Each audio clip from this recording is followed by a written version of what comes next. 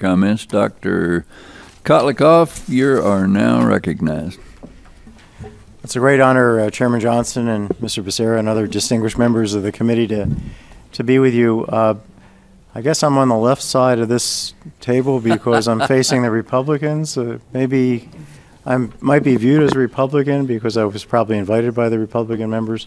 You're on our right. You're on our right, okay. Well, let me just say I've been voting on the left for my entire adult career. I voted for every Democratic president, including our current president. So I just want the people on the Democratic members to realize that I'm speaking here today, and also the Republican members, not as a political person. I'm an academic, I'm an economist, and I'm here to tell you some things that you haven't heard so far, and you may not hear from anybody else about Social Security solvency and about its complexity and inequities, although some of these Gene mentioned. I think the first thing I want you to realize is that we have issues of generational inequity or fairness, and we also have issues of intragenerational inequity and fairness.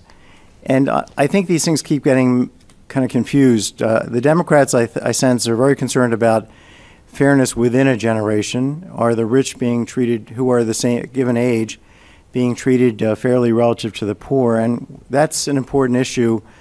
But I want you to set aside that and assume that everybody within a cohort is exactly the same. So, Mr. Becerra, everybody your age, suppose everybody your age was exactly the same and looked just like you, okay? And everybody who's a year younger was the same and looked just like that person. And we have old people and young people, and there's no differences within the cohort. So would we want to leave enormous bills for our children and future generations? Would we want to engage in policies that, social insurance policies, other kinds of policies that may do enormous good and may be very important because insurance markets don't operate very well?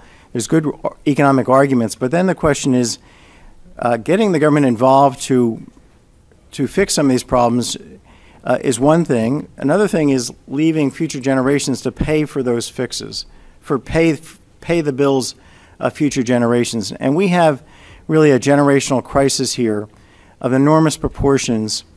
And the way economists look at this is we look at the fiscal gap. We look at, over the entire future of the economy, how much are the projected expenditures compared to the projected taxes measured in present value? What's the gap? What's the fiscal gap? This is what economists measure. The fiscal gap in the U.S. is currently $210 trillion. The country, that's according to the CBO's alternative fiscal scenario data released last week. That's 58% of the present value of revenue. So this country is 58% underfinanced. Detroit is about 20% underfinanced. Social Security by itself is 33% underfinanced. If you look at table F61 in the trustees report released yesterday, you'll see that there's a $24.9 trillion unfunded liability over the infinite horizon. It's not over 75 years. Nothing in economics tells us to look at 75 years and ignore the future. I have children, I'm sure many of you do as well.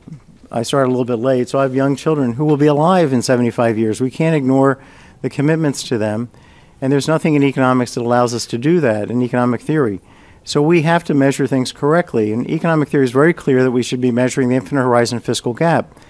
The trustees report is burying that number. They've been calculating it since 2002. The trustees don't even mention it in their summary statement. We hear statements that we just heard a statement that says Social Security is fundamentally sound. A system that is in worse shape than Detroit's pension systems is not fundamentally sound. A system that's 58% underfinanced, according to the trustees report, is not fundamentally, sorry, that's the entire country. The Social Security system is 33% underfinanced. This stuff is not fundamentally sound. We have to start thinking about things from a generational perspective, and that does not mean that you should not also focus on intragenerational equity. I'm all for that, okay? I've been a lifelong Democrat in terms of voting. I'm with you. And we have to look at that too. We have to look at fairness within and across generations, but we can't keep confusing these things. We can't, in the name of intragenerational equity, ignore what we're doing to all the children, poor and rich and alike. So now let me just mention, the last 6 seconds, what I'm going to do is show you Social Security's formula for the benefits of a